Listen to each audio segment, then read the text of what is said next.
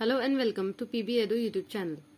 यहाँ आपको बीएड के जो लेसन प्लान्स होते हैं उसके रेफरेंस दिए जा रहे हैं, जो कि है हिंदी में। इंग्लिश में भी अवेलेबल है, आप चेकआउट कर सकते हैं पीबी एडू यूट्यूब चैनल को। तो यहाँ पर आज जो हमारे पास विषय है, सब्जेक्ट है, वो है गणित, और जिसका टॉपिक है आज रेखाखंड पर लंब खींचना। तो ये एक टॉपिक है from 7th class of UP B Ed, जो कि एक मैक्रो लेसन प्लान है, इसलिए 35 मिनट्स टाइम लिखा है। सबसे पहले आपको लिखना होता है जनरल ऑब्जेक्टिव, जो कि है सामान्य उद्देश्य। ये जो है गणित के लिए, मतलब एक पर सब्जेक्ट के लिए सेम रहते हैं, तो गणित के लिए कुछ 4 लिखे हुए हैं। उसके बाद है निर्देशात्मक उद्देश्य, जो कि है इंस्ट्रक्शनल ऑब्जेक्टिव्स, जो कि टॉपिक से रिलेटेड होते हैं, जो कि है रेखाखंड पर लंब खींचना, जो कि हम एक्शन वर्ब्स जो कि ब्लूम टैक्सोनॉमी में होते हैं उसे यूज करके लिखते हैं।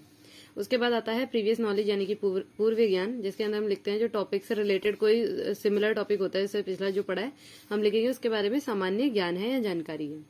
और उसके बाद है टीचिंग एड्स। तो टीचिंग एड्स यानी सहायक सामग्री, जो भी आप यूज कर रहे हैं इस टॉपिक को पढ़ाने के लिए, वो सब आप लिख सकते हैं। तो नेक्स्ट पेज पे आपको दिखेगा यहाँ पे 7 कॉलम्स आपको दिख रहे हैं। तो सबसे पहले जो कॉलम है टीचिंग पॉइंट। टीचिंग पॉइंट के अंदर आपको जो भी आप टॉपिक पढ़ा रहे हैं, यानी कि रेखाखंड पर लंब खींचना, उसको 3 भागों में डिवाइड करके पढ़ाना होता है। तो वो आपको लिखना होता है टीचिंग पॉइंट के नीचे। तो यहाँ लेकिन सबसे पहले हम क्या लिखते हैं, प्रस्तावना, क्योंकि इंट्रोडक्शन मतलब शुरुआत तो करेंगे टॉपिक की। और यहाँ उसके बाद है व्यवहारिक उद्देश्य। उसके अंदर आपको लिखना होता है कि विद्यार्थियों के पूर्व ज्ञान को नवीन ज्ञान से जोड़ना, क्योंकि यहाँ आप कुछ क्वेश्चंस पूछोगे, कुछ सेट ऑफ क्वेश्चंस, जिससे लास्ट प्रश्न जो होता है समस्यात्मक हो सकता है, या फिर बच्चा डायरेक्टली उसका आंसर देगा, तो वो आपका टॉपिक आ जाएगा। फिर आपको यहाँ टॉपिक्स की एक बार स्टेटमेंट बोलिए कि आज हम ये वाला टॉपिक पढ़ने वाले हैं। और यहाँ पे प्रश्न पूछ रहे हैं बच्चों से, इसलिए यहाँ पे टीचिंग मेथड या विधि के अंदर लिखना है प्रश्नोत्तर विधि। यहाँ आता है प्यूपिल टीचर एक्टिविटी, यानी जो टीचर बोल रहा है या कर रहा है, और प्यूपिल एक्टिविटी यहाँ पे बच्चे जो आंसर दे रहे हैं वो। उसके बाद इवेल्युएशन जो होता है वो आएगा, क्वेश्चन आता है मूल्यांकन प्रश्न, जो कि हर एक टीचिंग पॉइंट के बाद होता है। और ब्लैक बोर्ड समरी में जो भी आप बोर्ड आप मैनेज कर रहे हैं उसको आपको ऐसे ब्लैक चार्ट पेपर को छोटे छोटे पीसेस में कट करके फिर सिल्वर पेन से आपको लिखना होता है। यहाँ सबसे पहले लिखा है पहला टीचिंग पॉइंट, जो कि है दिए गए रेखाखंड पर दिए हुए बिंदु से लंब खींचना। तो यहाँ पर जो ज्ञान और अनुप्रयोग आपको दिख रहा है, आपको ब्लूम टैक्सोनॉमी में मिल जाएगा, जिसमें एक्शन वर्ब्स यूज करके आपको इस तरह से सेंटेंसेस लिखने हैं। फिर इसके बाद यहाँ टॉपिक शुरू होता है, आप टॉपिक बता रहे हैं बच्चों को, रचना के चरण बता रहे हैं।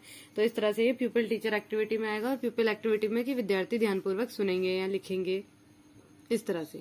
उसके बाद विधि, तो टीचिंग मेथड के नीचे आप विधि लिखते हैं। तो प्रदर्शन विधि, अगर आप रचना कर रहे हैं तो बड़े प्रकार से बोर्ड पे करके दिखाएंगे या चार्ट दिखाएंगे, तो प्रदर्शन विधि लिखना है। और जो भी टीचिंग एड यूज करे वो भी यहाँ पे आप लगा सकते हैं। उसके बाद जब ये टॉपिक खत्म हो रहा है, इस पेज के एंड पे आपको मूल्यांकन प्रश्न पूछना है, तो वो लिख दिया है। तो रिलेटेड क्वेश्चन पूछ सकते हैं जो भी आप समझा रहे हैं। उसके बाद यहाँ पे जैसे कि कंटिन्यूएशन में आ रहा है, वो जो रचना है वो कंटिन्यूएशन में आ रही है। रचना आप बोर्ड पे भी लिख के, बोर्ड यहाँ पे लगा के भी दिखा सकते हैं, पिछले पेज पे था। फिर यहाँ आएगा विद्यार्थी लिखेंगे, प्यूपिल एक्टिविटी, जो आप स्टेप्स बता रहे हो वो विद्यार्थी लिखेंगे। प्रदर्शन विधि के प्रकार का आप यूज कर रहे हैं। उसके बाद आप विकासात्मक प्रश्न भी पूछ सकते हैं, जिससे अगला टॉपिक आता है। अगला टॉपिक अगर बहुत सिंपल है प्रश्न है, तो आप डायरेक्ट शुरू कर सकते हैं। तो यहाँ पर जैसे अगला टीचिंग पॉइंट लिखेंगे, यहाँ पर आपको लिखना है व्यवहारिक उद्देश्य। फिर से उसके बाद फिर आप ये नेक्स्ट टॉपिक लिख रहे हो और फिर उसकी रचना के चरण बता रहे हैं, तो विद्यार्थी ध्यानपूर्वक सुनेंगे, प्रदर्शन विधि। और इस तरह से बोर्ड पे आप करके दिखा सकते हैं। ये लेफ्ट में आपको रचना के प्रश्न अगर लिख रहे हैं पहले, फिर उसके स्टेप्स लिखे हैं, और राइट में आप रचना करके दिखा रहे हैं।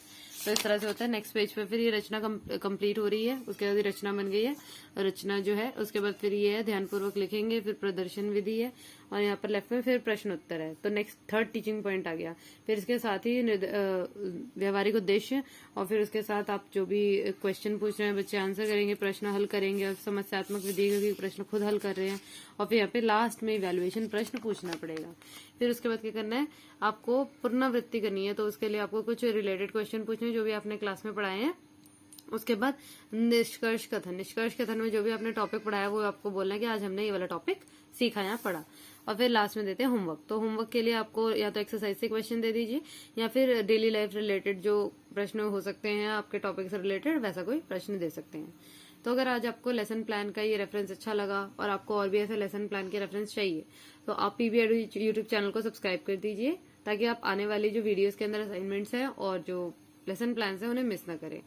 अगर आपको लगा हो अच्छा, तो आप शेयर भी कर सकते हैं पीबी एडू यूट्यूब चैनल को। Thank you.